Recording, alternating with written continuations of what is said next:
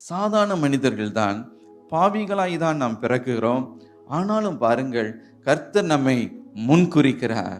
முன்குறித்தவர் நம்மை அழைக்கிறார். நம்மை அழைத்தவர் நம்மை சுத்திகரித்து நம்மை நீதிமான்களை மாற்றுகிறார். அதற்கு பிறகு என்ன செய்கிறாராம்? நம்மை மகிமைப்படுத்தவும் தொடங்குகிறார். தமது மகிமையை நம் மூலமாய் அவர் விளங்க பண்ணுகிறார். ஹல்லேலூயா! நம்மோடு இணைந்து கொண்டு இசைந்து கொண்டு தமது மகிமையை அவர் வெளிப்படுத்த விரும்புகிறார்.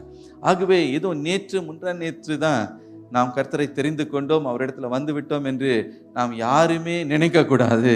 எரேமியா 1:9 வாசிக்கிறது போல, நான் உங்களை தாயின் வயிற்றில் உருவாகும் முன்னே உங்களை அறிந்தேன். ஏதோ தற்செயலாக நீங்க ஆண்டவரை ஏற்றுக்கொள்ளவில்லை. அவர் உங்களை உலக தோற்றத்திற்கு முன்பதாக அன்பு வைத்து உங்களை அவர் தெரிந்து கொண்டார். ஹல்லேலூயா! இன்றைக்கு ஒருவேளை நீங்க ஆண்டவரை விட்டு விலகின ஒரு வாழ்க்கை, அல்லது அனலும் இல்லாமல் குளிரும் இல்லாமல் ஏதோ கடமைக்கு நான் வந்து போகிறேன் என்று நீங்கள் வாழ்ந்து கொண்டிருக்கலாம். ஆண்டவரோடு எந்த ஐக்கியமும், இயேசுவோடு கூட எந்த ஐக்கியமும் இல்லாமல் நீங்க காணப்படலாம்.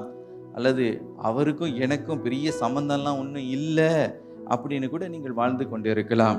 எனக்கு பிரியமானவர்களே, இல்லாவிட்டால் சொல்லலாம், அவர் மூலமாய் மகிமைப்படுகிற அளவுக்கெல்லாம் நான் பெரிய ஆளெல்லாம் ஒன்றும் கிடையாது, நான் சாதாரண ஒரு மனிதன் தான், நான் தகுதியற்றவன் என்று நீங்கள் அமர்ந்து கொண்டிருக்கலாம்.